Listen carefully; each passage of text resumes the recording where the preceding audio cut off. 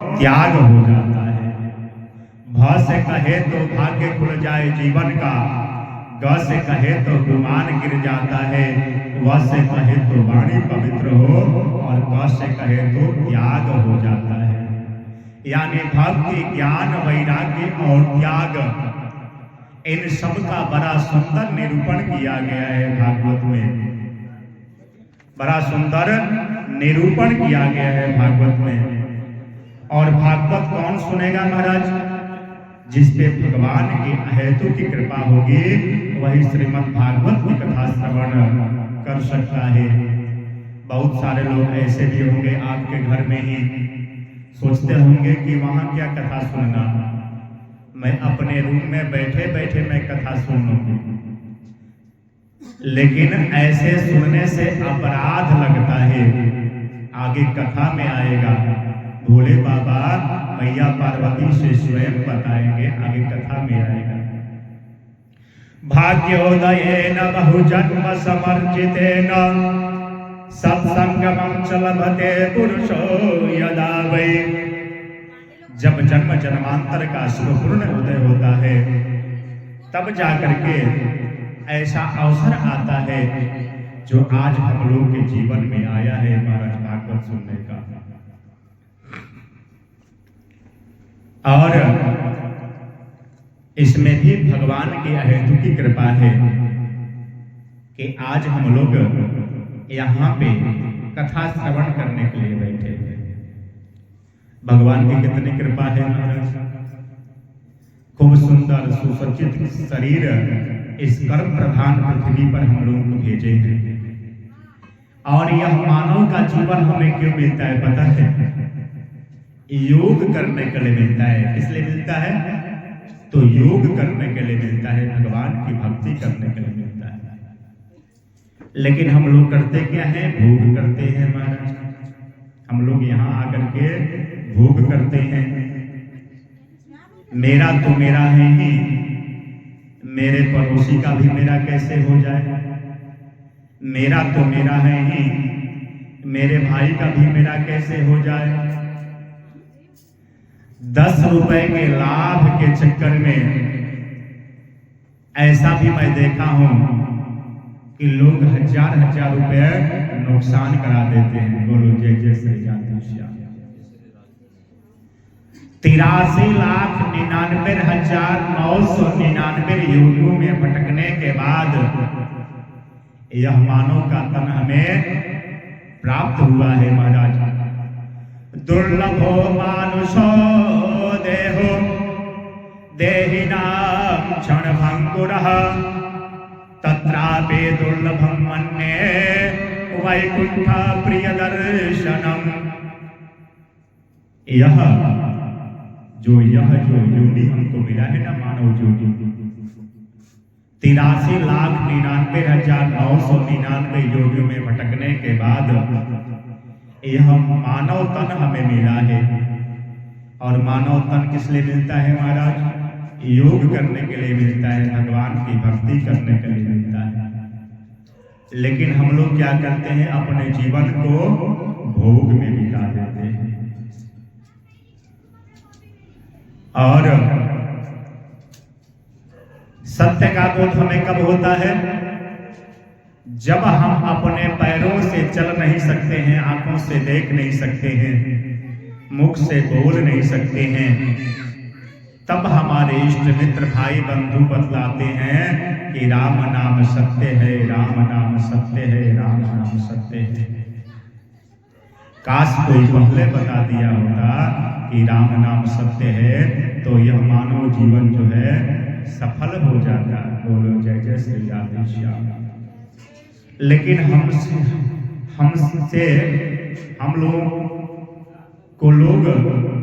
लोग के साथ लोग छल करते हैं महाराज। बचपन में बताया गया रिश्तों का जमाना है, जवानी में बताया गया धन कमाना है, अंत में बताया गया राम नाम सत्य है। जब हम अपने पैरों से चल नहीं सकते हैं, मुख से बोल नहीं सकते हैं, तब हमें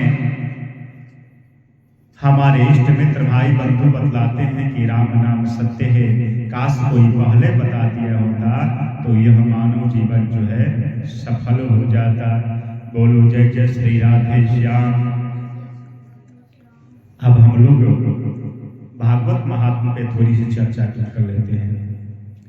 भागवत महात्मा में यह बताया गया है कि क्यों सुनी जाती है कथा, किस लिए सुनी जाती है यह कथा, और कथा सुनने से क्या लाभ मिलेगा हमें।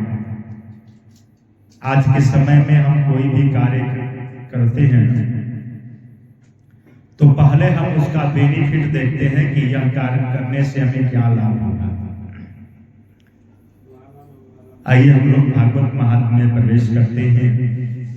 इससे पूर्व भागवत महात्म्य का प्रथम श्लोक की हम लोग गान करते हैं। प्रथम श्लोक है भागवत महात्म्य का। सच्चिदानंद रूपाय विश्वोत्पत्त्यादि हेतवे तापत्रय विनाशाय श्री कृष्णाय वयं नमः। सत कहिए जो विन से नाही, चित कहिए सकल घट माही। आनंद घट घट करे अनंता, ताको नाम सच्चिदानंदा। भगवान का नाम है सत्यचित आनंद। सत जो आज भी है कल भी रहेगा, आज भी है कल भी रहेगा, और बीते दिन में भी जो रह चुका है, तो वह सत्य स्वरूप कौन है? तो हमारे कन्हैया हैं, परमपिता परमेश्वर है। सत्य चित्त मतलब प्रकाश होता है। हमें कोई पुस्तक पढ़ना होता है तो हम क्या करते हैं महाराज? अभी आए थे शर्मा जी और कहे कि महाराज जी यहाँ पे एक बल्ब लग जाता तो आपको पढ़ने में सुविधा होता। हमें कोई पुस्तक पढ़ना होता है तो हम क्या करते हैं महाराज? प्रकाश की व्यवस्था करते हैं, तब हम किसी पुस्तक को पढ़ते हैं या अंधेरे में कोई कार्य को करते हैं। लेकिन जो परमपिता परमेश्वर जो है, जो हमारे कन्हैया हैं, स्वयं प्रकाश स्वरूप हैं, सच्चित आनंद। तीसरा नाम है हमारे कन्हैया का तो आनंद नाम है महाराज। हम लोग पकौड़ी खाते हैं तो कहते हैं कि आनंद आ गया। 5 स्टार 3 स्टार होटल में हम लोग जाकर के विश्राम करते हैं, कहते हैं वाह चकाचक वहां व्यवस्था थी महाराज, आनंद आ गया। बड़ी बड़ी गाड़ियों में चलते हैं, कहते हैं कि आनंद आ गया, बहुत अच्छी गाड़ी थी।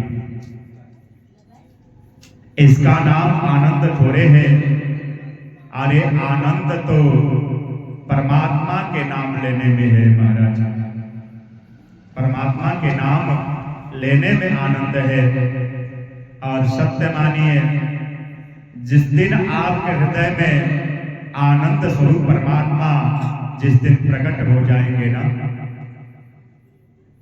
उस दिन आपका जीवन जो है सफल हो जाएगा। सतचित आनंद के स्वरूप परमात्मा है। तो चलिए हम मान लेते हैं कि सतचित आनंद के स्वरूप परमात्मा है, तो इसमें कौन सी बड़ी बात है? यह परमात्मा क्या करते हैं? तो कहते हैं कि विश्वोत्पत्त्यादि हेतवे, विश्व का पालन करते हैं, पोषण करते हैं और अंत में लय कर देते हैं। 3 प्रकार के ताप होते हैं, दैहिक दैविक भौतिक तापा। 3 प्रकार के ताप होते हैं दैहिक। ये तीनों प्रकार का तापों को उन्मूलन करने में कोई समर्थवान है तो हमारे परम पिता परमेश्वर हैं। इसलिए आइए हम सभी मिल करके ऐसे परम पिता परमेश्वर को, कन्हैया को हम लोग प्रणाम करते हैं। श्री कृष्णाय वयं नमः। देखिए, इस संसार में जिसको देखिए वही दुखी है। इस संसार में जिसको देखिए वही दुखी है। कोई तन दुखी, कोई मन दुखी, कोई धन बिन रहत उदास, थोड़े थोड़े सब दुखी, सुखी राम के दास।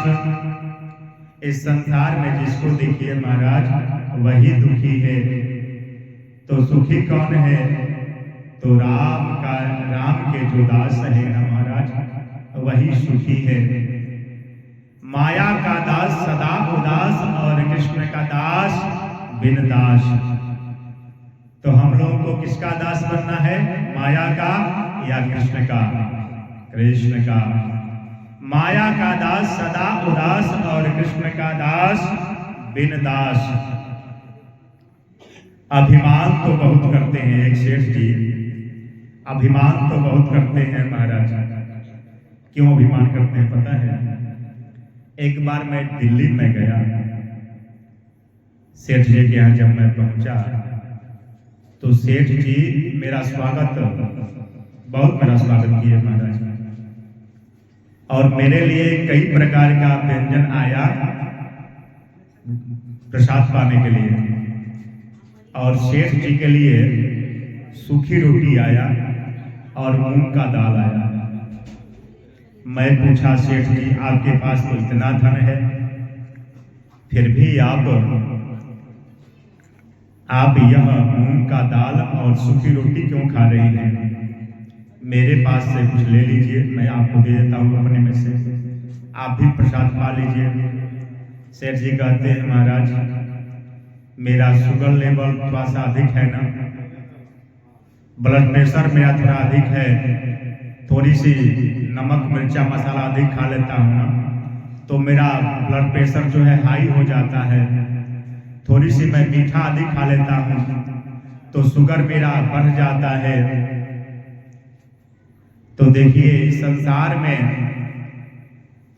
जिसको देखिए वही दुखी है। किसी के पास अगर सब कुछ है ना तो ऐसा भी देखने को मिलता है कि बाल बच्चे जो है ना अपने मन का करना शुरू कर देते हैं। इस संसार में जिसको देखिए वही दुखी है। लेकिन एक दूसरे को देख करके हम लोग कहते हैं कि फलना व्यक्ति सुखी है, फलना व्यक्ति सुखी है। दीन कहे धनवान सुखी, धनवान कहे सुख राजा को भारी, राजा कहे महाराजा सुखी, महाराजा कहे सुख इंद्र को भारी, इंद्र कहे चतुरानन को सुख, चतुरानन मतलब ब्रह्मा, ब्रह्मा कहे सुख विष्णु को भारी, पर तुलसीदास विचारी करी कहे, हरि भजन बिना सब जीव दुखारी।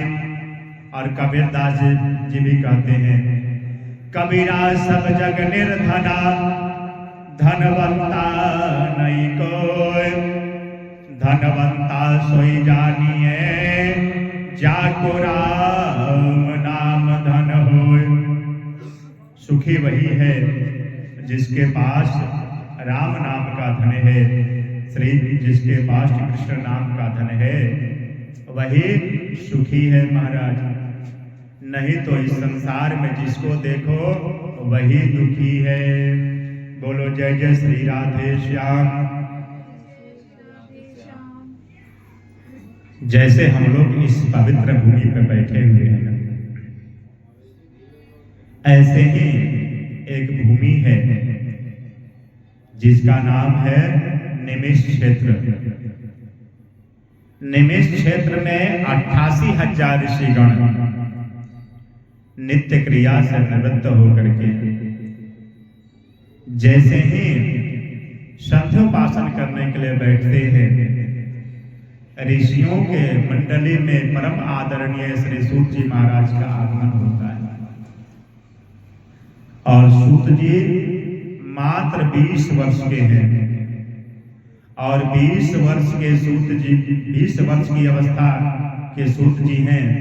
और जैसे ही सूत जी ऋषियों के मंडली में पहुंचते हैं ना, तो 88,000 ऋषि गण खड़े होकर के सूत जी का अभिवादन करते हैं। सूत जी कहते हैं कि हे ऋषियों, आप लोग मेरे बाबा पर बाबा की उम्र के हैं और मैं मात्र 20 वर्ष का हूं। मुझे आप देख करके अभिवादन क्यों कर रहे हैं? मुझे शर्मिंदगी महसूस हो रही है। ऋषियों के मंडली से एक ऋषि उठते हैं और कहते हैं कि हे सूत जी महाराज, भले ही आप की उम्र 20 वर्ष की है, लेकिन जो शास्त्र कहता है उस बात को भी मानना चाहिए। तो शास्त्र क्या कहता है कि धन वृद्धा बल वृद्धा आयुर्वृद्धा तथैव च ते सर्वेपि ज्ञान वृद्धाश्च किंकिरा शिष्य किंकिरा। शास्त्र कहता है कि अगर कोई धन में श्रेष्ठ हो तो उसको श्रेष्ठ मत मानो। तो किसको श्रेष्ठ मानना चाहिए? धन वृद्धा बल वृद्धा। अगर कोई बलवान हो तो उसको भी श्रेष्ठ मत मानो। तो किसको श्रेष्ठ माने? तो शास्त्र कहता है ते सर्वे विज्ञान वृद्धाश्च, जो ज्ञान में श्रेष्ठ हो उसे ही श्रेष्ठ मानना चाहिए, ऐसा हमारा शास्त्र कहता है। इसलिए हे सूत जी महाराज, भले ही आप 20 वर्ष के हैं, लेकिन आपका स्वरूप कैसा है? ऐसा है आपका स्वरूप, अज्ञान ध्वांतवे ध्वंस कोटि सूर्य समाप्रभा सूताख्या ही कथा सारम मम कर्ण रसायनम। हे सूत जी महाराज, मनुष्य के हृदय में जो अज्ञान रूपी जो अंधकार फैला हुआ है ना, उसको मिटाने में आप करोड़ों सूर्य के समान हैं। इसलिए सूत जी महाराज, कोई ऐसी सारगर्भित कथा कहिए, कोई ऐसी सारगर्भित कथा कहिए जिसे सुन करके भगवान से प्रेम हो जाए, कन्हैया से प्रेम हो जाए। कृष्ण प्राप्ति करम शाश्वत साधनम तत्वदाधुना। ऐसे सारगर्भित कथा कहिए जिसे सुन करके भगवान से प्रीत हो जाए, प्रेम हो जाए। क्योंकि हमारा जीवन क्या है, थोड़ी सी हम लोग चर्चा करते हैं कि हमारा जीवन क्या है। सुबह सुबह हम लोग जगते हैं तो नित्य क्रिया से निवृत्त होते हैं, बाल भूख करते हैं और अपने अपने कार्यों में लग जाते हैं। शाम होता है, हम अपने अपने कार्य से वापस आते हैं, फिर कई प्रकार का पंचायत करते हैं महाराज, फिर रात्रि में भोजन करते हैं, फिर सो जाते हैं। ऐसे ही अगर हम लोगों का जीवन चलता रहा तो हम लोगों का कल्याण कैसे होगा? इसलिए हे सूत जी महाराज, कोई ऐसी सारगर्भित कथा कहिए जिसे सुन करके भगवान से प्रेम हो जाए, प्रीत हो जाए। बोलो जय जय श्री राधे श्याम। आइए हम लोग थोड़ी सी भजन करते हैं, क्योंकि देख रहे हैं कि आप लोग को नींद भी आ रहा है। स्वाभाविक है महाराज। 4 तारीख विवाह था और उससे लगभग 1 महीना पहले तैयारी प्रारंभ हो जाता है। अभी बता रहे थे कल या परसों रिसेप्शन पूरा हुआ है, 7 तारीख को। 8 तारीख को हम लोग आ ही गए, 9 तारीख से शुरू हो गया। थकान तो ही गया है। थोड़ी सी हम लोग ऐसे भी कथा जब होता है तो कुंभकर्ण की पत्नी निद्रा देवी है, एक प्रकट हो जाती हैं कथा में व्यवधान डालने के लिए। इसलिए हम लोग काशी से चल करके आए हैं महाराज। क्या करने के लिए? राम नाम के हीरे मोती लुटाने के लिए आए हैं। और आप लोग यहाँ बैठे हुए हैं लूटने के लिए। क्योंकि संगीत के विद्वान रहते हैं तो थोड़ा सा अच्छा लगता है, तो आप लोग ही हमारा सहयोग करिए। राम नाम के हीरे मोती मैं बिखराऊं गली गली। राम नाम के हीरे मोती मैं बिखराऊं गली गली। ले लो रे कोई राम का प्यारा शोर मचाऊं गली गली।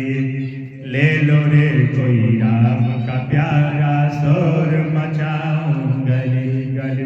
बोलो राम राम राम, बोलो राम राम राम, बोलो राम राम राम, बोलो राम राम राम। राम नाम के हीरे मोती मैं बिखराऊं गली गली। ले लो रे कोई राम का प्यारा शोर मचाऊं गली गली। बोलो राम राम राम, बोलो राम राम राम, बोलो श्याम श्याम श्याम, बोलो श्याम श्याम श्याम। माया के दीवानों सुन लो, एक दिन ऐसा आएगा। माया के दीवानों सुन लो, एक दिन ऐसा आएगा। धन दौलत और माल खजाना यहीं पर रह जाएगा। धन दौलत और माल खजाना यहीं पर रह जाएगा। सुंदर काया माटी होगी, सुंदर काया माटी होगी। चर्चा होगी गली गली। ले लो रे कोई राम का प्यारा शोर मचाऊं गली गली। बोलो राम राम राम, बोलो श्याम श्याम श्याम, बोलो राम राम राम। जिन जिन ने यह मोती लूटे वो तो माला माल हुए। जिन जिन ने यह मोती लूटे वो तो जिन जिन ने यह मोती लूटे वह तो माला माल हुए। जिन जिन ने यह मोती लूटे धन दौलत के बने पुजारी आखिर में कंगाल हुए। धन दौलत के बने पुजारी चांदी सोने वाले सुन लो, चांदी सोने वाले सुन लो। बात सुनाऊं खरी खरी। ले लो रे कोई राम का प्यारा शोर मचाऊं गली गली। ले लो रे कोई राम का प्यारा शोर मचाऊं गली गली। ले लो रे कोई राम का प्यारा शोर मचाऊं गली गली। बोलो राम राम राम, बोलो राम राम राम, बोलो राम राम राम, बोलो राम राम राम। बोलो श्याम श्याम श्याम, बोलो श्याम श्याम श्याम, बोलो श्याम श्याम श्याम, बोलो श्याम श्याम श्याम। बोले जय जय श्री राधे, जय जय श्री राधे, जय जय श्री राधे। श्याम जो राधा राधा कहता है उसे एक दिन श्याम अवश्य बोलते हैं। इसलिए राधे राधे बोलते रहिए। ऋषियों के प्रश्नों को सुन करके सूत जी गदगद हो गए महाराज। ऋषि क्या बोलते हैं कि हे सूत जी महाराज, कोई ऐसी सारगर्भित कथा कहिए जिसे सुन करके भगवान से प्रेम हो जाए, प्रीत हो जाए।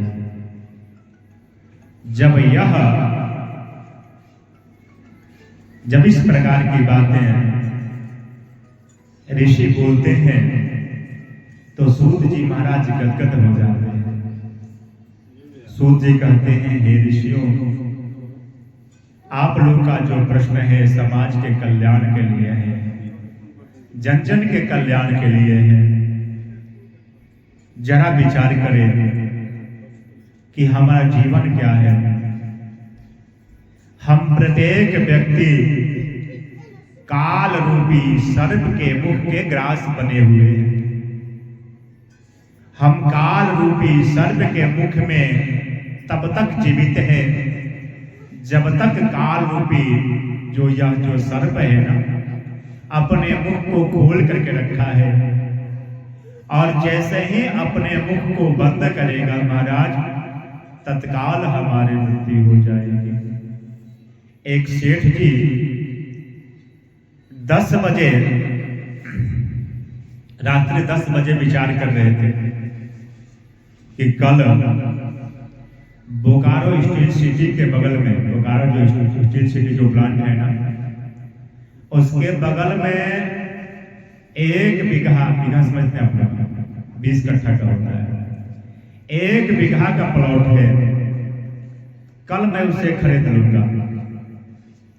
फिर मन कहता है सेठ जी से, मन की गति अटपटी झटपट लखई न कोई। मन कहता है सेठ जी से, सेठ जी आप 1 बीघा जमीन तो खरीद लेंगे, लेकिन क्या करेंगे? सेठ जी कहते हैं कि उस भूमि पे मैं 5 स्टार होटल बनवाऊंगा, हजारों वर्कर हमारे यहाँ कार्य करेंगे। फिर मन कहता है तो फिर आगे आप क्या करेंगे? तो सेठ जी कहते हैं कि बहुत सारा धन आएगा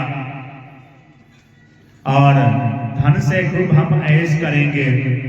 कभी दिल्ली में नाश्ता करेंगे तो भोजन करने के लिए मैं मुंबई चला जाऊंगा फ्लाइट से। देखिए सेठ जी जो है 10 बजे सोच रहे हैं और 10:15 बजे सेठ जी का हार्ट फेल हो जाता है। सेठ जी का सोचना विचारना सब व्यर्थ हो जाता है। नहीं कश्चित् क्षणमपि जातु तिष्ठ्यत कर्मकृत् कार्यते ह्यवशः कर्मा गुणैः स्वभाविकर्मबलात्। हम सोचते तो बहुत है महाराज, लेकिन हमारे और आपके सोचने से क्या होगा वही जो भगवान की इच्छा होगी। बोलो जय जय श्री राधे श्याम। एक राजा रात्रि में सो रहे थे और सोते सोते स्वप्न देखते हैं कि स्वप्न में एक औरत आती है और कहती है, राजन कल ठीक समय से ठीक जगह पे मुझसे मिलना। यह जब स्वप्न सुनते हैं, स्वप्न में एक औरत आती है, यह बात कहती है, उसके तुरंत बाद राजा का जो है नींद जो है खुल जाता है। उसी क्षण राजा सभी विद्वानों को बुलाते हैं अपने सभा में और स्वप्न का रहस्य पूछने का प्रयास करते हैं, लेकिन सभी बताने में असमर्थ हो जाते हैं। उसी सभा में एक बुजुर्ग व्यक्ति है और वह कहते हैं कि राजन जो स्वप्न में जो आई थी ना, वह साक्षात मृत्यु की देवी थी। आपको संकेत की है कि अगर आप मृत्यु से बचना चाहते हैं ना, तो यहां से जितना दूर हो सके उतना दूर आप निकल जाइए। राजा तुरंत घोड़े पर सवार होते हैं और चलते जा रहे हैं। क्यों? क्योंकि मृत्यु का भय है कि मृत्यु देवी से मुझे बचना है। जाते जाते सुबह से शाम हो जाता है महाराज। और जैसे ही सूर्यास्त होने वाला था, उसी समय राजा घोड़े से नीचे उतरते हैं और कहते हैं, मन ही मन विचार करते हैं कि अब तो मैं मृत्यु से बहुत मैं दूर चला आया हूं। अब मेरी मौत क्या बिगाड़ सकती है। और सामने एक पीपल का वृक्ष था, वहां खूब सुंदर जो है कुआं बना हुआ था, और कुआं के पास एक बाल्टी था, और बाल्टी में जो है डोर लगा हुआ है। राजा क्या करते हैं कि कुआं के पास में जाते हैं और वहां जाकर के बाल्टी को कुएं के अंदर डालते हैं और पानी को खींचते हैं, और जैसे ही अपने मुख पे छींटा मारते हैं पानी का, उसी समय एक काली छाया आती है और राजा के गर्दन को पकड़ लेती है और कहती है, जैसे ही गर्दन को पकड़ती है, राजा पीछे घूम करके देखते हैं, और जैसे ही काली छाया को देखते हैं, देखते ही डर जाते हैं महाराज। पूछते हैं कि आप कौन हो। वह काली छाया कहती है कि राजन, मैं स्वप्न में तुमसे कही थी कि कल ठीक समय से ठीक जगह पे मुझसे मिलना। मैं तो सोच रही थी कि आप ठीक समय पे ठीक जगह से कैसे मिलोगे। तुमने सब कार्य समय से किए, इसलिए तुम अब मृत्यु को स्वीकार करो। राजा कहता है, ओह, मैं जिस मृत्यु के भय से भागता रहा, मुझे क्या पता था कि मैं साक्षात मृत्यु के गोद में जा रहा हूं। वैसे ही प्रत्येक क्षण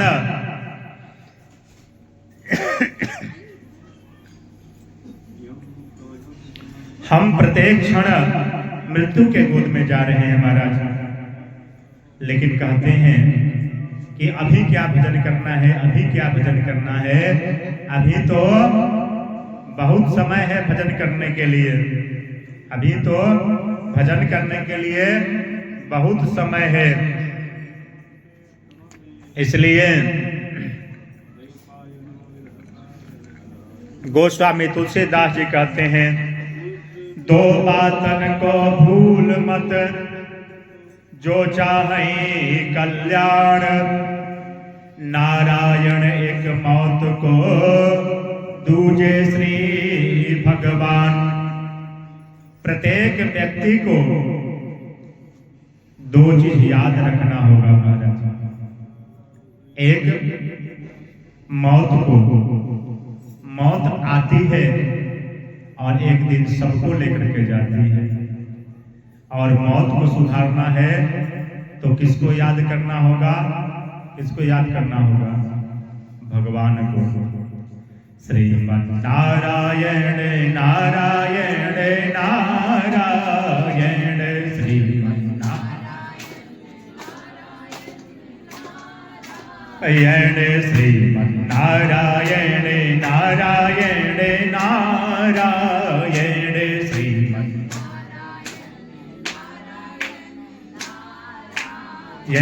श्रीमन नारायण नारायण नारायण, श्रीमन नारायण। हम में नारायण, हम में नारायण, हम में तुम में नारायण, तुम में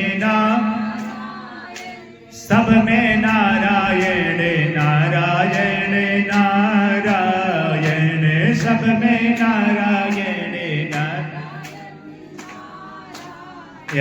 सब में नारायण नारायण नारायण, सब में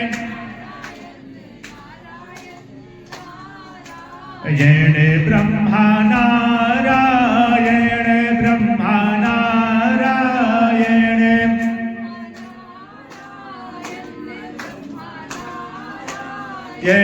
विष्णु नारायण विष्णु नारायण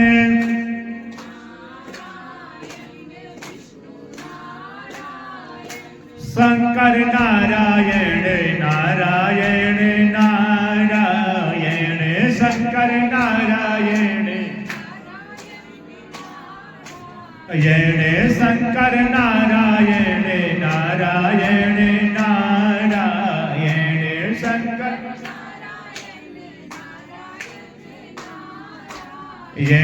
गंगा नारायण गंगा नारायण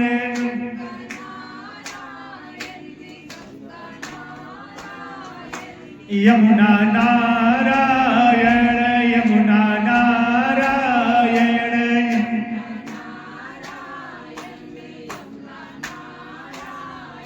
सरस्वती नारायण नारायण नारायण सरस्वती नारायण नारायण ब्रह्मा नारायण ब्रह्मा नारायण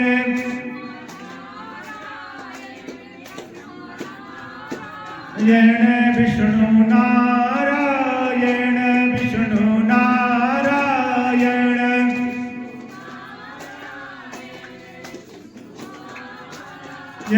शंकर नारायण नारायण नारायण शंकर नारायण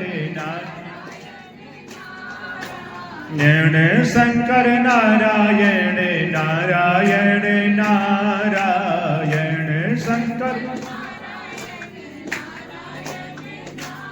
नारायण नमः पार्वती पतये हर हर महादेव शंभो। जब देवताओं को पता चला कि राजर्षि परीक्षित को श्राप मिला है कि आज से 7वें दिन तक्षक सर्प डसेगा और उनकी मृत्यु हो जाएगी, तो ये देवता बड़े चतुर हैं महाराज। देवता क्या करते हैं कि स्वर्ग से अमृत लेकर के आते हैं और सुखदेव जी महाराज से कहते हैं कि हम लोग सुने हैं कि राजा परीक्षित को श्राप मिला है ऋषि पुत्र का कि 7वें दिन तक्षक सर्प डसेगा, इनकी मृत्यु हो जाएगी।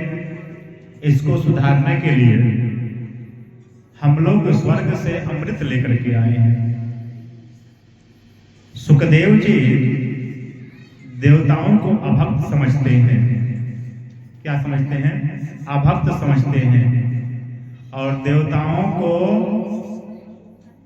श्रीमद् भागवत की कथा श्रवण कराने से मना कर देते हैं।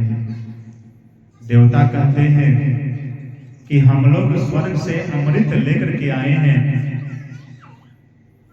जो परीक्षित जी को श्राप मिला है ऋषि पुत्र का कि आज से 7वें दिन तक्षक सर्प डसेगा, इनकी मृत्यु हो जाएगी, उसके बदले आप क्या कीजिए कि यह अमृत का पान करा दीजिए और जो श्रीमद् भागवत की कथा आप जो राजा परीक्षित को श्रवण कराने जा रहे हैं, यह श्रीमद् भागवत की कथा आप हम लोगों को करा दीजिए। सुखदेव जी कहते हैं कहाँ कांच और कहाँ मणि, इन दोनों की तुलना एक साथ कैसे की जा सकती है। और देवताओं को अभक्त समझते हैं महाराज और कथा सुनाने से मना कर देते हैं। देवता दुखी होकर के कहाँ जाते हैं? ब्रह्मा जी के पास में जाते हैं। एवं विनिमये जाते सुधारा क्या प्रपीयता प्रपश्यामो वयं सर्वे श्रीमद्भागवतामृतम्। मना कर देते हैं। सारे देवता ब्रह्मा जी के पास में जाते हैं ब्रह्मलोक में और सारे देवता कहते हैं कि हम लोग सुखदेव जी के पास में गए हुए थे और हम लोगों को पता चला कि राजर्षि परीक्षित को श्राप मिला है ऋषि पुत्र का। कि आज से 7वें दिन तक्षक सर्प डसेगा, उनकी मृत्यु हो जाएगी। राजा परीक्षित के मृत्यु को सुधारने के लिए हम लोग अमृत लेकर गए थे और उसके बदले में हम लोग सुखदेव जी से प्रार्थना किए कि हे सुखदेव जी महाराज, आप श्रीमद् भागवत की कथा हम लोगों को श्रवण करा दीजिए। सुखदेव जी मना कर दिए। आखिर यह क्या है श्रीमद् भागवत? आखिर यह श्रीमद् भागवत क्या है? तो ब्रह्मा जी क्या करते हैं, ब्रह्मलोक में एक तराजू मंगवाते हैं महाराज, और एक पलड़े पर सारे धर्मशास्त्रों को रखते हैं और दूसरे पलड़े पर श्रीमद् भागवत सदग्रंथ को रखते हैं। देखते क्या है कि यह जो श्रीमद् भागवत का जो श्रीमद् भागवत जो सदग्रंथ है ना, इसका पलड़ा नीचे हो जाता है और सारे जितने भी धर्म ग्रंथ हैं सभी का पलड़ा ऊपर हो जाता है। ब्रह्मा जी कहते हैं, हे देवताओं, यह जो श्रीमद् भागवत की जो पोथी है ना, यह जो सदग्रंथ है ना, इसे आप पोथी मत समझिए, इसे आप किताब मत समझिए। यह श्रीमद् भागवत की जो कथा है, श्रीमद् भागवताख्योऽयं प्रत्यक्षः कृष्ण एव हि। यह जो श्रीमद् भागवत की जो पोथी जो है, जो सदग्रंथ है, यह साक्षात कृष्ण स्वरूप है, इसलिए मना कर दिए। अब सारे जितने ऋषि हैं, सारे ऋषि और सारे देवता मिलकर के ब्रह्मा जी से निवेदन करते हैं कि साधना करने के लिए कोई सुंदर स्थान चाहिए, इसलिए कोई अच्छा कोई स्थान बताइए जहां पे जाकर के साधना किया जाए। ब्रह्मा जी अपने चक्र को छोड़ते हैं और कहते हैं कि चक्र का जहां निमि शांत होगा, जहां यह चक्र गिरेगा, वही स्थान साधना के लिए उपयुक्त होगा ऋषियों के लिए। और वह चक्र चलते चलते चलते चलते निमिष क्षेत्र में जाकर के गिरता है, जिसे हम लोग बोलते हैं नैमिषारण्य क्षेत्र।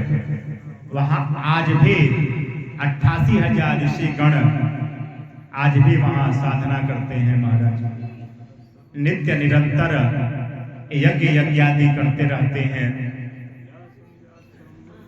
यज्ञ यज्ञादि करते रहते हैं। श्रीमन्नारायण नारायण नारायण श्रीमन्नारायण श्रीमन्नारायण नारायण नारायण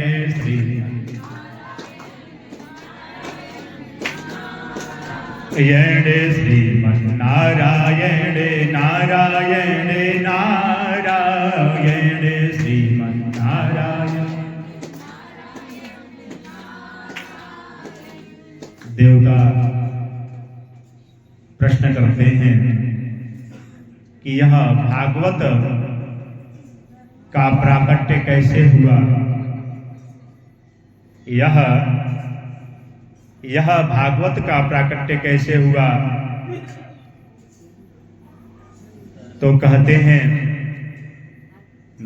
नारायण भगवान जो विष्णु हैं, इनके पास चतुश्लोकी भागवत है और चतुश्लोकी भागवत ब्रह्मा जी को दिए और ब्रह्मा जी अपने पुत्र को दिए, जो हर समय करते रहते हैं श्रीमन्नारायण नारायण नारायण नारायण श्रीमन्नारायण नारायण नारायण।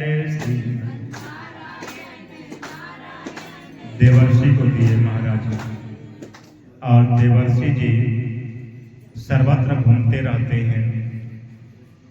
तो अब ऋषियों के मंडली से एक ऋषि उठ करके पूछते हैं कि जो ब्रह्मा जी के जो पुत्र हैं, मानस पुत्र जो है, ये तो हर जगह घूमते रहते हैं, फिर यह भागवत जन में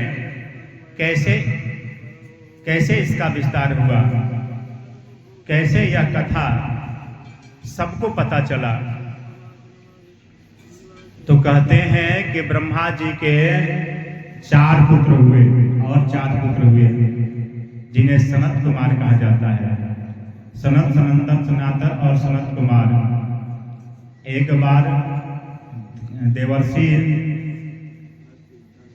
श्रीमन्नारायण नारायण नारायण श्रीमन्नारायण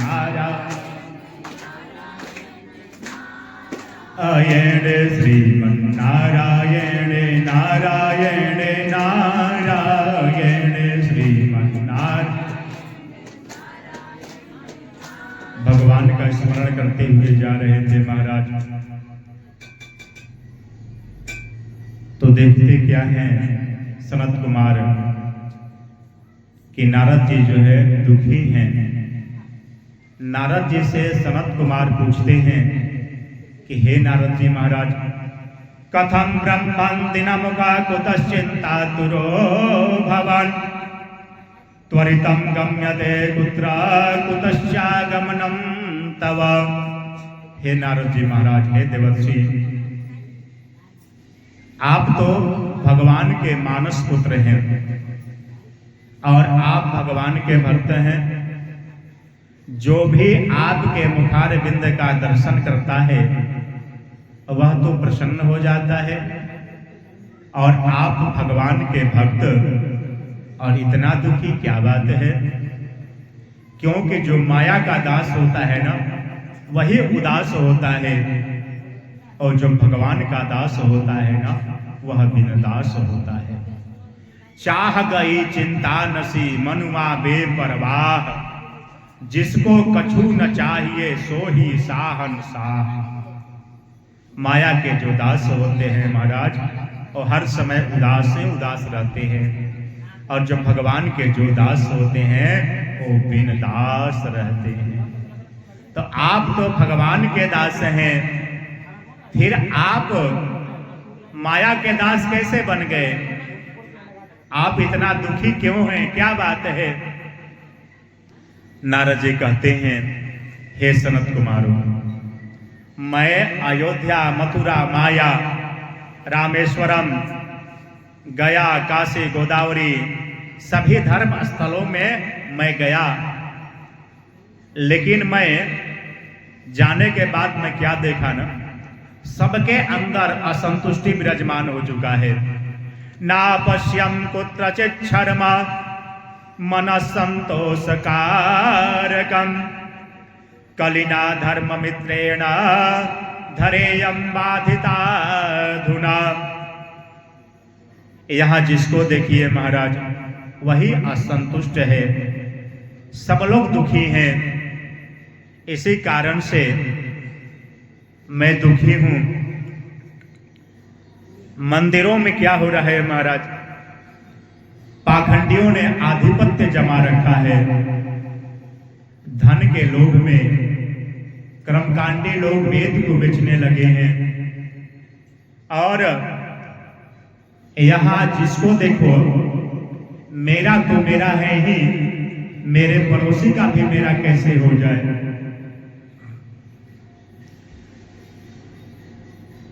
सत्य तो यह है कि चाहे आप जितना मेरा मेरा कर लो, लेकिन आपका कुछ भी नहीं है। क्यों करता गुमान देह जल जाएगा, क्यों करता गुमान देह जल जाएगा, वह आज जा रहा है तू कल जाएगा। तेरी गुजरी जवानी हवा की तरह, तू जहर पी रहा है दवा की तरह। जब आए बुढ़ापा तू पछताएगा, वह आज जा रहा है तू कल जाएगा। क्यों करता है मेरा मेरा, ये तो तेरा माकाम नहीं, और झूठे जग में फंसा हुआ है तू सच्चाई निशान है। धन दौलत के बने पुजारी आखिर में कंगाल हुए, और राम नाम के हीरे मोती लूटे, वो तो माला माल हुए। बोलो जय जय श्री राधे श्याम। लेकिन यहाँ क्या हो रहा है महाराज? नारद जी दुखी हैं। नारद जी कहते हैं कि आज दिन भर में लोग 100 गलती करते हैं और बहुत सुगमता के साथ में कह देते हैं कि भगवान की इच्छा जैसा होना था वैसा हो गया, इसमें मेरा क्या दोष। लेकिन वहीं पे कोई एक अच्छा कार्य करते हैं ना, तो सबसे बताते हैं कि मैंने यह अच्छा काम किया है, मैंने यह अच्छा काम किया है। लगता है कि सत हरिश्चंद्र के बाद इन्हीं का नंबर है। सत हरिश्चंद्र के बाद इन्हीं का नंबर है। एक विदेशी व्यक्ति भारत की महिमा सुन करके इस भारतवर्ष में आया। और भारत क्या है महाराज? भारत संतों की भूमि है, भगवान की भूमि है। और यहाँ पे यही एक ऐसा देश है जहां औरतों का सम्मान होता है महाराज। औरतों का सम्मान होता है। क्रिश्चियन क्या बोलते हैं? बेबी। अब मुस्लिम लोग क्या बोलते हैं? बीबी। हम लोग क्या बोलते हैं? देवी। बोलो जय जय श्री राधे श्याम। विदेशों में एग्रीमेंट पे विवाह होता है। जितने वर्ष का एग्रीमेंट हुआ उतने दिनों तक संबंध चलता है।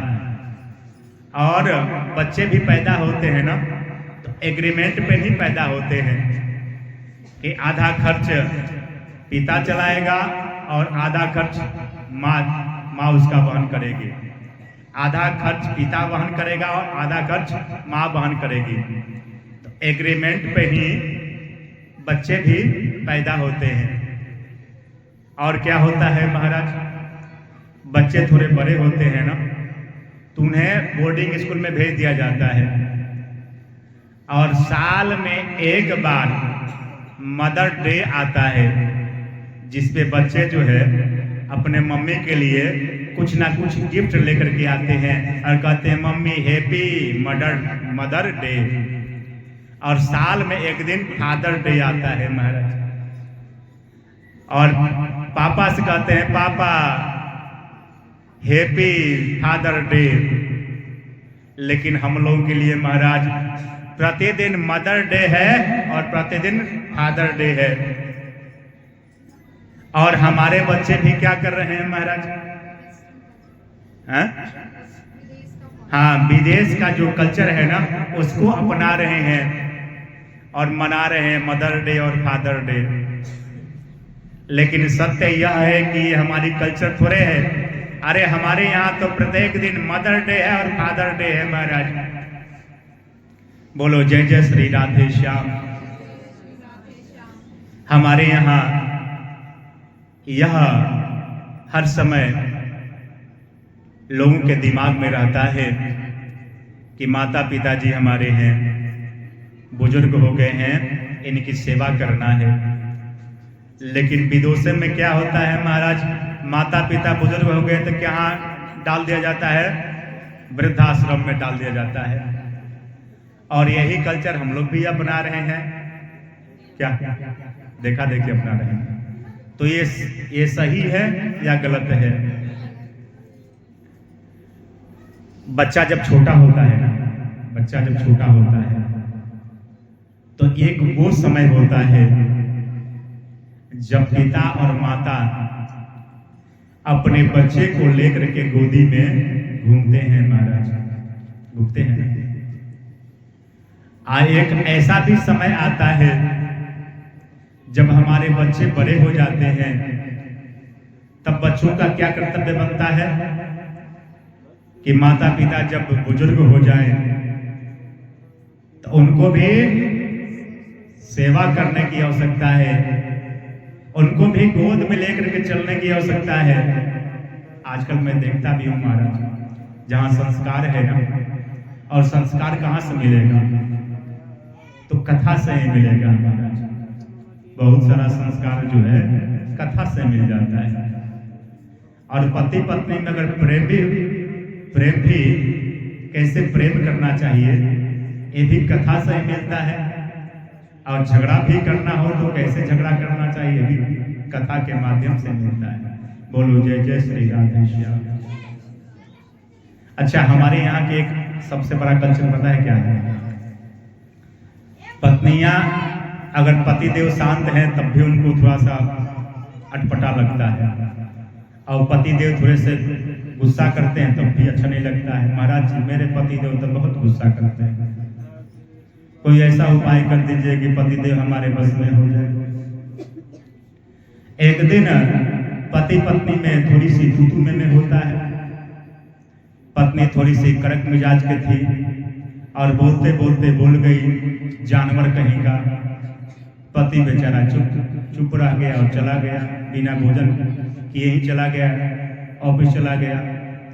अब बेचारी दिन भर बैठ करके सोच रही है कि अरे मैं अपने पति को गाली दे दी, कितना बड़ा अपराध हमसे हो गया। लेकिन बताइए, उनको कुछ ना कुछ बोलना चाहिए, प्रति उत्तर में कुछ ना कुछ देना चाहिए, लेकिन बिना कुछ बोले चले गए। दिन भर सोचती रही बेचारे। पतिदेव आते हैं थक करके, जैसे ही अंदर प्रवेश करते हैं बैग ले लेती है, उनके जूता को खोलती है, पानी लेकर के आती है, चाय लेकर के आती है और कहती है कि हमसे बहुत बड़ा अपराध हो गया। पतिदेव पूछते हैं कैसा अपराध? तो आज मैंने आपको जानवर बोल दिया ना। तो पतिदेव कहते हैं अरे तुम मुझे ठीक तो बोली हो, अच्छा ये बताओ कि तुम मेरी क्या हो? जान हो ना। अब मैं क्या हूं? तुम्हारा वर हूं ना। तो तुम ठीक ही तो बोली हो जानवर, कौन सा गलत बोली हो? बोलो जय जय श्री राधे श्याम। एक व्यक्ति भारतवर्ष की महिमा सुन करके इस भारतवर्ष में आया, और जब भारतवर्ष में आया तो देखता क्या है कि बड़ी बिल्डिंग बनी हुई है महाराज। वह विदेशी व्यक्ति पूछता है कि यह महल किसका है? लोगों ने बताया कि यह त्यागी बाबा का बिल्डिंग है। वह विदेशी व्यक्ति कहता है नाम त्यागी बाबा और इतना बड़ा बिल्डिंग। और आगे बढ़ता है तो देखता क्या है कि बहुत शोर हो रहा है, बहुत हल्ला गुल्ला हो रहा है। वह व्यक्ति पूछता है कि यह हल्ला, यह कैसी हल्ला हो रही है? लोग बताते हैं कि यह मौनी बाबा का आवाज है। वह विदेशी व्यक्ति कहता है कि नाम मौनी बाबा और इतना जोर जोर से बोल रहे हैं। और आगे चलता है तो देखता क्या है कि बहुत सारे वस्त्र टंगे हुए हैं। वह विदेशी व्यक्ति पूछता है कि यह वस्त्र किसके हैं? लोग बताते हैं कि यह जो वस्त्र है वह नागा बाबा के वस्त्र हैं। कहता है कि नाम नागा बाबा और इतने सारे वस्त्र। और आगे बढ़ता है तो देखता है कि बहुत सारे बच्चे खेल रहे हैं। तो पूछता है कि यह बच्चे किसके हैं? लोग कहते हैं कि यह ब्रह्मचारी जी के बच्चे हैं। लो कर लो बात महाराज, नाम ब्रह्मचारी जी और इतने सारे बच्चे, इतने सारे बच्चे। ये तो संतों की बात हो गई महाराज, लेकिन अब गृहस्थों के यहाँ क्या हो रहा है? ये कौन बोल रहा है? कौन बोल रहा है? कौन बोल रहा है? देवर्षि बोल रहे हैं। और किससे बोल रहे हैं? सनत कुमारों से बोल रहे हैं। कहते हैं तरुणे प्रभुता गेह श्लाको बुद्धिदायकः कन्या विकरणो लोभात् दंपतीनां च कल्कनम् और तो और महाराज ये तो संतों की बात हो गई, लेकिन जब मैं गृहस्थों के यहाँ गया न तो मैं क्या देखा, तरुणे प्रभुता के पहले किसके चलते चलती थी महाराज, तो माता पिता की, सास ससुर के चलते चलती थी। और आज किसके चलते चल रही है, तरुणी प्रभुता के है, यानी बहुओं के चलते चल रही है। घर में किसके चलते चल रही है, तो बहुओं के चलते चल रही है। और श्लाघो बुद्धिदायक, और सलाह लेने के लिए किसको बुलाया जाता है, ससुराल से साले साहब को बुलाया जाता है। ससुराल से साले साहब को बुलाया जाता है। कन्या विकरणो लोभात, और आजकल कन्याओं का क्रय विक्रय हो रहा है महाराज, क्रय विक्रय हो रहा है। मेरा बेटा इंजीनियर हो गया, इतना खर्च हो गया, अब मैं 10 लाख लूंगा तभी अपने बेटे का विवाह करूंगा। बोलो जय जय श्री राधे श्याम। कन्या विकरणो लोभात दंपति नाम चकल कनम, और दाम्पत्य जीवन में महाराज अनायास कलह हो रहा है, अनायास कलह हो रहा है। और हमारे यहाँ श्रीधाम वृंदावन में एक कहावत है कि दीवार बिगाड़े आरू और घर बिगाड़े सारू। अगर घर को बर्बाद करना है ना, घर को अगर बर्बाद करना है तो घर में साले का प्रवेश करा दीजिए। बोलो जय जय श्री राधे श्याम। इसके प्रत्यक्ष प्रमाण है कौरव मामा शकुनी, कौरव मामा शकुनी के बातों में आकर के महाराज कौरव के 100 पुत्र मारे गए, कौरव के 100 पुत्र मारे गए। बोलो जय जय श्री राधे श्याम। श्री राम जय जय राम, श्री राम जय जय राम, श्री राम जय जय राम, श्री राम जय जय राम, श्री राम जय जय राम, श्री राम जय जय राम।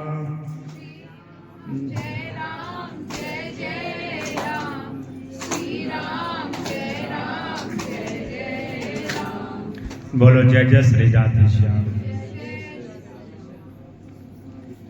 और एक बात मैं बताऊंगा आपसे, जिस घर में गार्जियनशिप रहता है, माता पिता है, भाई, सबके सलाह से जो कार्य होता है, उस कार्य में फंसने का जो चांस होता है बहुत कम होता है। और जो कार्य बिना माता पिता को बताए, बिना भाई से बताए अगर कोई कार्य कर लिया जाए तो उसमें फंसने का चांस अधिक होता है। बोलो जय जय श्री राधे श्याम। इसलिए इस बात को सदैव ध्यान में रखना चाहिए। अब नारद जी कहते हैं कि लेकिन मैं जब श्रीधाम वृंदावन में गया तो मैं एक कौतुक देखा। वहां मैं क्या देखा कि एक औरत जो है खेद युक्त बैठी हुई है और उसके पास 2 वृद्ध पुरुष लेटे हुए हैं। हजारों स्त्रियां जो है पंखा झेल रही हैं, यानी पंखा हिला रही हैं। कौतूहलवश मैं इस दृश्य को देखने लगा।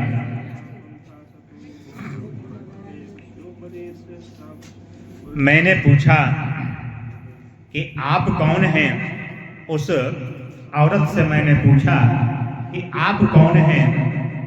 वह औरत कहती है, अहम भक्तिरते ख्याता इमौ में तनयौ मदौ ज्ञान वैराग्य नामानौ काल योगे नजर जरौ मेरा नाम भक्ति देवी है।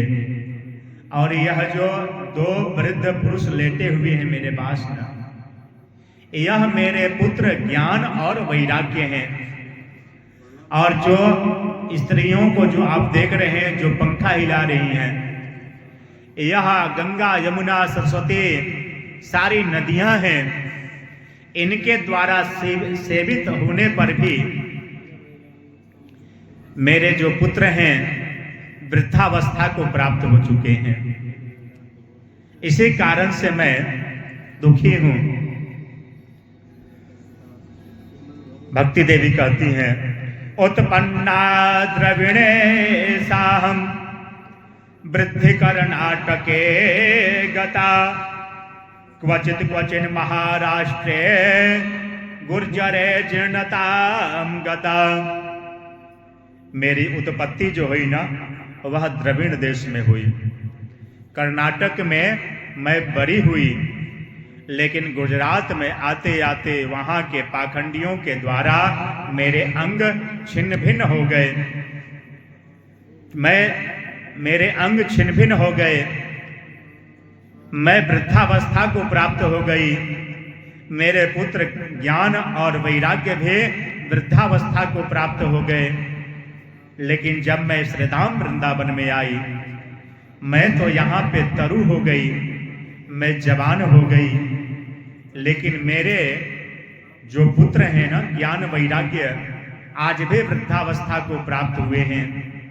अब जरा बताइए, अगर किसी का पुत्र वृद्धा हो जाए और माँ जवान हो जाए, और कभी भी अगर पुत्रों पे कोई संकट आता है ना, तो सबसे अधिक कष्ट किसको होता है?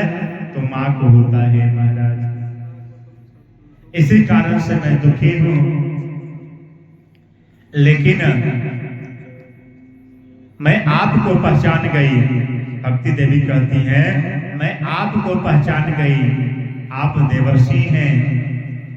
जयति जगति माया यस्य कायाधवस्ते वचन रचन में कम केवलम शकलैया ध्रुव पदमपि जातो यत्कृपातो ध्रुवोऽयं सकल कुशल पात्रम ब्रह्मपुत्रम नतास्मि। आप ब्रह्मा जी के पुत्र हैं। अरे आपके वचन मात्र से कयाधु के पुत्र ध्रुव जी को ध्रुवलोक मिल गया। आपके भक्ति के प्रभाव से जो प्रहलाद जी थे उन्हें भगवान से साक्षात्कार हो गया। इसलिए मैं आपको प्रणाम करती हूँ। आपकी जय हो, आपकी जय हो, आपकी जय हो। यह कौन बोल रहा है महाराज? तो भक्ति देवी बोल रही है। किसको बोल रही हैं? तो देवर्षि को बोल रही है। नारद जी कहते हैं कि हे देवी, आप चिंता मत करो। वृथा खेदयसे बाले अहो चिंता तुरा कथम श्री कृष्ण चरणाम्भोजम स्मर दुखम गमेष्यति। हे देवी, आपके चलते तो भगवान नीचों के घर भी आ जाते हैं। आपके चलते तो भगवान नीचों के घर भी आ जाते हैं और प्रसाद भी पाते हैं। आप तो भक्ति देवी हो, आप चिंता मत करो। आपके दुख को दूर करने का मैं प्रयास करता हूं। और नारद जी क्या करते हैं महाराज? नारद जी वेद वेदांत का पाठ करते हैं। गीता पाठेर मुहुर मुहुर, गीता जी का बार बार पाठ करते हैं। और गीता जी के पाठ के प्रभाव से कुछ क्षण के लिए ज्ञान वैराग्य का मूर्छा तो दूर होता है महाराज। उठ करके बैठते हैं और फिर जमाई लेकर के सो जाते हैं।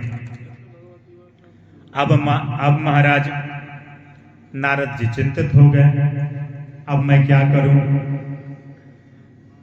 नारद जी चिंतित हो गए, अब मैं क्या करूं? और नारद जी कहते हैं अब आप ही लोग बताइए कि मुझे क्या करना चाहिए। सनत कुमार कहते हैं हे देवर्षि नारद जी महाराज, आप एक काम करो, आप सत्कर्म करो। सत्कर्म शुचको नूनम ज्ञान यज्ञ स्मृतो बुधैः श्रीमद्भागवतालापः शत्रुगीता सुखादिभिः। हे नारद जी महाराज, आप सत्कर्म कीजिए, आप श्रीमद् भागवत सदग्रंथ कथा का ज्ञान यज्ञ आयोजन कीजिए। नारद जी कहते हैं मैंने वेद वेदांत का पाठ किया, गीता जी का बार बार पाठ किया। जब ये सब करने के बाद भी ज्ञान वैराग्य जस के तस्वीर रहे, तो यह श्रीमद् भागवत की कथा करने से, श्रीमद् भागवत ज्ञान यज्ञ करने से क्या होगा। सनत कुमार कहते हैं कि हे देवर्षि नारद जी महाराज, हे देवर्षि नारद जी महाराज, जो वेद वेदांत है ना, यह वृक्ष है। वेद वेदांत वृक्ष है, लेकिन जो वृक्ष का जो रसमय जो फल है ना, यही तो श्रीमद् भागवत सदग्रंथ है। अगर किसी को खाना होगा तो क्या खाएगा महाराज? जड़ खाएगा, पत्ता खाएगा या टहनी खाएगा? क्या खाएगा? वो तो फल ही खाएगा ना। तो वेद वेदांत का जो रसमय जो फल है ना, यह श्रीमद् भागवत की कथा है। आप साप्ताहिक ज्ञान यज्ञ का आयोजन कीजिए। नारद जी कहते हैं कि हे सनत कुमारों, अभी हम लोग बद्रिका आश्रम में हैं और भक्ति देवी कहाँ है? तो श्रीधाम वृंदावन में है। तो आप लोग बताइए कि यह श्रीमद् भागवत ज्ञान जो यज्ञ है, यह कहाँ इसका आयोजन किया जाए? कहाँ उचित स्थान होगा? कहाँ उचित स्थान होगा? सनत कुमार कहते हैं कि हे नारद जी महाराज, आप भक्ति देवी के पास में जाइए और वहां उनसे कहिएगा कि अपने पुत्र ज्ञान वैराग्य को लेकर के थोड़ा सा वो आगे चल करके आए। थोड़ा सा हम लोग आगे चलते हैं, बीच में हरिद्वार है महाराज, और हरिद्वार में ही गंगा जी के तट पे एक आनंद तट है, वहीं पे आप श्रीमद् भागवत कथा का आयोजन कीजिए।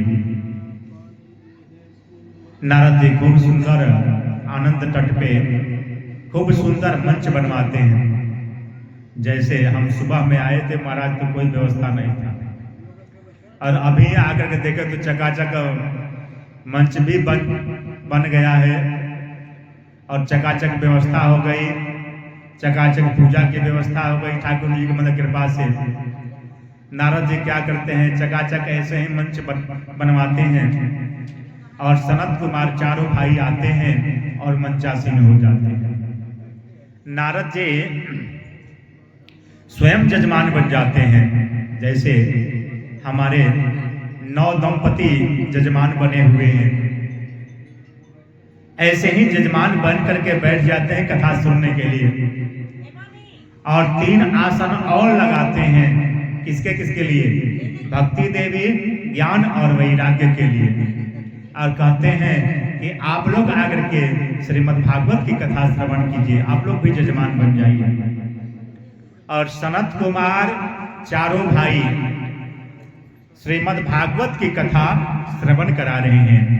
जैसे हम आप लोगों को श्रवण करा रहे हैं ना, वैसे ही चारों भाई जो है श्रीमद् भागवत की कथा श्रवण करा रहे हैं। और जैसे ही कथा का विराम होता है 7वें दिन ना, तो भक्ति देवी का जो दुख है ना, वह दूर हो जाता है। भक्ति सुतौ तौ तरुणौ गृहीत्वा प्रेमैक रूपा सहसा विरासित श्री कृष्ण गोविंद हरे मुरारे नाथेति नामानि मुहुर्वदन्ते।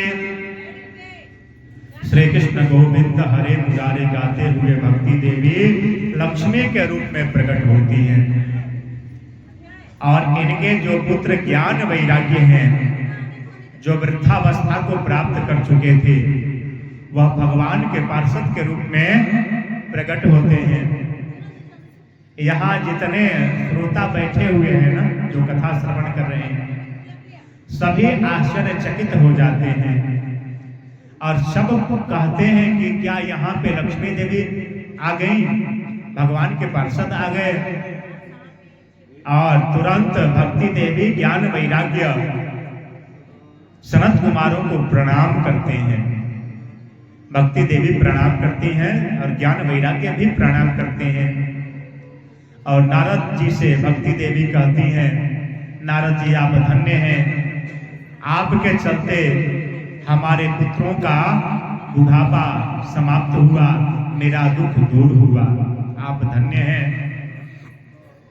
लेकिन हे सनत कुमारों, अब मैं क्या करूं, अब मैं कहां जाऊं, मुझे कोई स्थान बताइए।